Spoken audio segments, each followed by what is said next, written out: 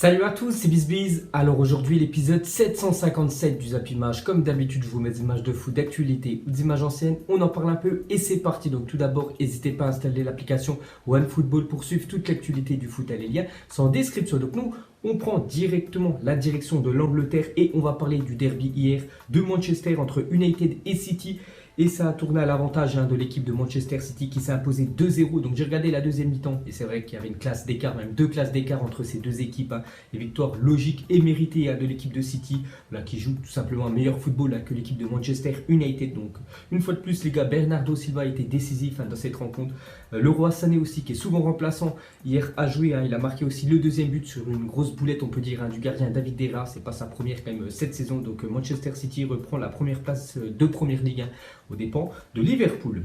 Ensuite, une déclaration de Pep Guardiola à la fin de la rencontre hier. Il a dit: avec Liverpool, nous avons augmenté le niveau de la Première Ligue. J'ai dit à mes joueurs de ne rien lire demain, de ne pas regarder la télévision, juste de dormir pour être à fond à Burnley, parce que dimanche prochain, et dans quelques jours, il se déplace à Burnley pour l'un des derniers matchs de Manchester City en Première Ligue cette saison. Regardez les matchs restants pour City et Liverpool à la lutte pour ce titre, on peut dire, de champion d'Angleterre. Donc déjà, City premier avec 89 points, Liverpool deuxième 88 points, donc il y a un point d'écart vu que ils avaient un match en retard City vu qu'ils l'ont fait hier. Donc City vont se déplacer à Burnley et Brighton, donc 15e et 17e de Première Ligue, un match à domicile contre Leicester.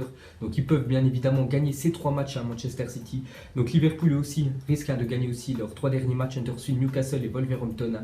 Donc peut-être les gars, Liverpool terminera quand même deuxième de Première Ligue avec 97 points, une seule défaite cette année. Donc c'est quand même incroyable, on peut dire le suspense qu'il y a en Première Ligue cette année. Ensuite on continue avec la Première Ligue et on va parler de Wolverhampton contre Arsenal. Je ne sais pas si on appelle ça une surprise parce que Wolverhampton les gars, c'est une sacrée équipe cette année dans le championnat anglais. Donc déjà hier ils sont imposés 3-1 contre les Gunners et regardez Wolverhampton cette saison, donc toute compétition confondue sur le territoire anglais. Regardez toutes les victoires qu'ils ont eues contre les gros, on peut dire anglais, une fois contre Tottenham, une fois contre Liverpool, c'est eux qui ont éliminé Liverpool de la Coupe d'Angleterre, une fois contre Chelsea, une fois contre Arsenal hier, deux fois contre Manchester United. Ils ont fait aussi quelques matchs nuls, donc c'est pour vous dire que c'est très costaud l'équipe de Wolverhampton. Et pour finir avec la Première Ligue, un petit coup d'œil au classement. Donc déjà il reste plus que 3 journées de championnat, donc toujours City qui est très bien parti pour remporter ce championnat parce qu'il reste 3 matchs et pour moi je les vois gagner les 3 derniers. La même chose pour Liverpool, c'est vraiment dommage. Je crois il y a 2 mois ils avaient fait 2-3 matchs consécutifs, vous n'avez pas gagné, ils avaient fait des matchs nuls et c'est peut-être à cause de ça qu'ils ne vont pas être champions cette année. Et toujours pour les places pour la Ligue des Champions, donc déjà City, Liverpool en Ligue des Champions l'année prochaine c'est sûr. Tottenham 3e est bien parti, Chelsea 4e est bien parti et Arsenal et Manchester United qui avaient un match en retard qu'on jouait hier, les deux ont perdu, donc c'est pas super pour ces deux clubs. Ensuite on quitte l'Angleterre, direction l'Allemagne. On va parler du Bayern Munich qui jouait du côté du Werder de Brême, donc c'était la demi-finale de la Coupe d'Allemagne et le Bayern s'est imposé 3-2 à l'extérieur, dont un doublé de Robert Lewandowski. Donc ils accompagnent le RB Leipzig en finale de Coupe d'Allemagne. Ensuite, direction l'Italie, on va parler aussi de la demi-finale de la Coupe d'Italie. Donc c'est entre l'AC Milan et la Lazio de Rome. Et c'est la Lazio qui s'est imposée 1-0 du côté de San Siro. Donc l'autre demi-finale, ça sera l'Atalanta contre la Fiorentina. N'oubliez pas que l'Atalanta en quart de finale a éliminé la Juventus. Donc on en reparlera bien sûr demain. Ensuite, pour continuer sur cette rencontre Milan-Lazio, donc vous savez qu'en Italie, il y a beaucoup de problèmes de racisme. Encore hier, donc les supporters de la Lazio ont chanté «Cette banane est pour Bakayoko». Donc voilà, c'est pas très cool quand même. Durant l'échauffement, avant de siffler copieusement en première mi-temps, l'ancien monégasque ainsi que Franck Kessié, deux joueurs de l'équipe de l'AC Milan. Donc l'équipe de la Lazio, quand même, c'est une sacrée équipe, on peut dire, de racisme. Enfin, surtout leurs supporters. Et pour finir sur cette rencontre, donc quand Milinkovic-Savic se blesse après un dribble de Suso. Donc regardez le milieu serbe, comment il s'est blessé tout seul par rapport au dribble de Suso. Donc on peut voir son genou qui fait un angle droit par rapport à son corps. Donc il est sorti sur blessure à seulement 15 minutes de jeu. Ensuite on quitte l'Italie, direction l'Espagne. On va parler de l'Atlético de Madrid qui joue contre Valence. Donc on avait parlé hier que si l'Atlético perdait contre l'équipe de Valence, c'était officiel, le Barça était champion d'Espagne. Donc ils ont gagné le match, l'Atlético de Madrid qui reprend déjà quand même 7 points d'avance sur le Real Madrid. Donc le Barça n'est toujours pas champion, mais bon, le Barça sera certainement champion dans quelques jours ce week-end, parce qu'il joue contre Levante au Camp Nou. Il suffit juste d'un match nul pour que le Barça soit champion. On peut voir que l'Atlético hier a gagné le match 3-2, dont un but d'Antoine Griezmann. Ensuite, on continue avec le championnat espagnol et on va parler du Real Madrid. Donc Zizou prévient, Zidane provoque déjà le Barça pour la prochaine saison. Donc une déclaration de Zidane. Donc déjà, le Real Madrid joue ce soir. Il a dit il faut reconnaître que le Barça est très bon. Il faut reconnaître quand un adversaire fait les choses bien. Mais on a 33 titres en Liga et le Barça combien? Je ne sais plus exactement. Donc dans l'histoire, le Real Madrid a plus de championnats. Donc déjà, le petit pic envoyé de Zizou par rapport au Barça. Tout simplement que le Real Madrid, c'est un plus grand club que le FC Barcelone. C'est vrai, si on compte le nombre de Liga, le nombre de Ligue des Champions, bien évidemment.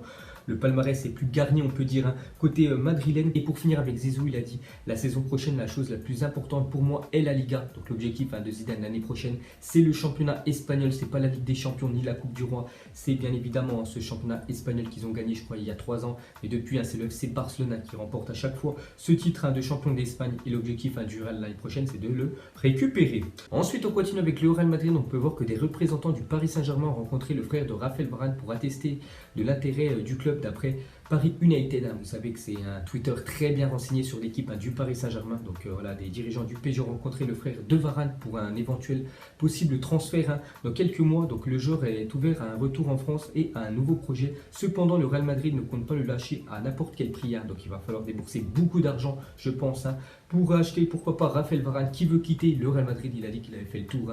Donc pourquoi pas un retour en France du côté du PSG. Moi je valide à 100% Varane au Paris Saint-Germain. Ensuite, une déclaration du directeur sportif de Francfort. Il a dit j'espère et je souhaite que Luka Jovic reste ici, mais je suis aussi réaliste et je sais que si un grand club vient et le veut, nous n'aurons aucune chance de le retenir. Il y a vraiment une possibilité qu'il signe au Real Madrid, voilà, pour être le remplaçant, on peut dire, de Karim Benzema, parce que Mariano Diaz ne fait pas du tout l'affaire, on peut dire, à l'ancien Lyonnais qui risque de quitter le Real Madrid. Et Jovic risque d'arriver, lui, du côté du Real Madrid. Ensuite, il y a 7 ans, jour pour jour, Fernando Torres a envoyé Chelsea en finale de Ligue des Champions après un but d'anthologie contre le FC Barcelone. Je me souviens très bien de ce match. La Chelsea avait défendu comme des malades contre le grand FC Barcelone il y a quelques années au Camp Nou. C'était un attaque-défense. Et sur un contre, Fernando Torres était parti aller marquer ce but qui avait donné la qualification pour Chelsea en finale. Et après, ils avaient gagné même leur première Ligue des Champions, l'équipe des Blues. Ensuite, on peut voir une photo d'N'Golo Kanté qui se déguise en Batman à l'anniversaire de David Luiz hier. Donc, on peut voir le joueur français avec le costume de Batman. Parce que hier, Chelsea ne jouait pas. Ils ont peut-être écouté le résultat de City contre United, mais eux étaient en train de s'amuser à l'anniversaire du défenseur brésilien. Ensuite, officiel, les féminines de l'Olympique Lyonnais sont championnes de France pour la 13e année consécutive. On sait que c'est la meilleure équipe tout simplement de la planète, l'équipe de Lyon féminine qui est en demi-finale de Ligue des Champions. Et hier, ils sont imposés 4-0 du côté de Dijon. Et voilà, c'est la 13e fois quand même qu'ils sont champions de France d'affilée, comme respect à Lyon féminin. Ensuite, à parler de l'international algérien Nabil Bentaleb a été renvoyé en équipe réserve par Schalke jusqu'à nouvel ordre pour une absence à son cours d'allemand. Donc lui avait déjà joué il y a quelques temps en équipe réserve parce qu'à cause de son comportement et une fois de plus il y retourne. Donc en fait parce qu'il n'est pas là à son cours d'allemand. Donc voilà les gars, une petite info sur le milieu algérien.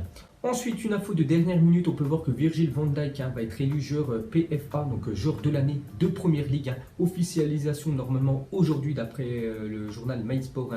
Donc on le saura certainement cet après-midi que c'est officiel. Bon, c'est toujours bien évidemment les vainqueurs quelques heures ou quelques jours avant. Donc le Ballon d'Or, on savait déjà que c'était bien évidemment Luka Modric. Et la même chose pour le meilleur joueur de Première Ligue 1. Ça sera certainement quasiment sûr à 100% le défenseur de Liverpool. Ensuite, selon Tuto Sport, Rudi Garcia est pisté par l'AC Milan pour la saison prochaine. Le bilan de l'entraîneur français à l'Olympique de Marseille qui est plutôt pas mal. Je pensais que ça allait être pire, mais voilà, en tout 100 matchs, 52 victoires. Donc ça fait un match sur deux, c'est quand même victoire pour Rudi Garcia. 25 matchs nuls, 23 défaites. Voilà le bilan qu'a Rudi Garcia sur ces 100 matchs qu'il a fait avec l'Olympique de Marseille. Et il pourrait quitter le club dans quelques mois et aller du côté de l'AC Milan, donc à un championnat où il a déjà évolué, du côté de l'AS Roma. Ensuite, regardez les 10 joueurs qui vont quitter Arsenal cet été selon le MySport. Donc le MySport, c'est un journal équivalent, on peut dire, au journal L'équipe en France. Donc on peut voir ces 10 footballeurs du côté des Gunners qui vont quitter le club cet été. Donc ils sont sur la liste noire. On peut voir des sacrés joueurs comme Mesut Ozil, Mkhitaryan et même Mustafi.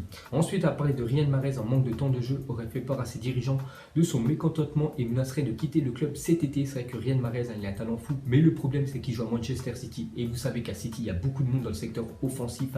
Donc actuellement, il est tout le temps remplaçant. Hier, remplaçant contre Manchester United. Remplaçant aussi il y a quelques jours en Ligue des Champions contre Tottenham. Donc il en a marre voilà, d'être remplaçant et il pourrait quitter le club cet été.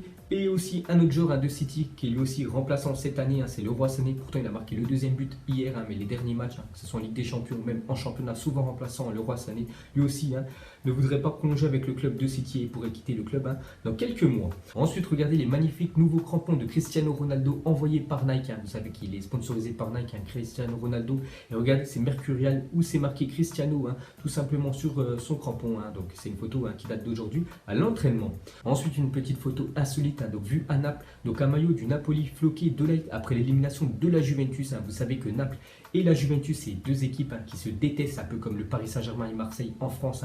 Donc c'est vraiment des équipes, on peut dire, rivales. Et on peut voir voilà, que Naples a floqué un maillot de light, parce que de light, c'est lui qui a permis, bien évidemment, à l'Ajax d'éliminer la Juventus. On peut voir 16 avril 2019, Juventus-Ajax 1-2. Donc on peut voir qu'ils sont vraiment très contents, le Napoli, de l'élimination de la Juventus en Champions League. Ensuite, on continue avec le PSG, annoncé aujourd'hui l'ouverture de la PSG Experience qui permettra au grand public de visiter le Parc des Princes 365 jours par an. Donc ça se fait déjà en Espagne. On peut déjà visiter le Camp Nou, le Santiago Bernabéu. Donc c'est des visites guidées. Donc maintenant, ça sera la même chose du côté du Paris Saint-Germain. Donc un mur des trophées a été fait pour l'occasion. Des activations inédites seront réalisées, telle qu'une vue d'oiseau au-dessus du Parc des Princes. Donc une petite info pour ceux qui veulent aller visiter le stade du PSG. Pour finir ce Zap Image, on va terminer avec Sadio Mané, originaire du village de Bambali au Sénégal, 2000 habitants. Voici ce qu'il a fait pour son village natal. Donc il a déboursé 270 000 euros pour la construction d'un lycée, a financé la construction d'un hôpital et d'un stade moderne et a distribué une enveloppe de 50 000 francs CFA à chaque famille de son village. Un respect, c'est vrai que c'est très beau ce qu'a fait l'attaquant de Liverpool. Donc voilà les gars, la fin du Zap Image 757. Donc si ça vous a plu, un petit like et je vous ferai l'épisode 758 demain. Donc moi je vous laisse et je vous dis à la prochaine comme d'habitude. Ciao à tous. Donc on l'a maquillé avec des mensonges. Et que son âme est moche, plus qu'à la maquiller avec des mensonges. Je sais pas ce qui se passe dans ma tête. Parfois je voudrais sauver la terre, parfois je voudrais la voir brûler. Ça va pas trop, je roule en terre. Trop de haine pour 9 mètres carrés. Tristesse, faut pas.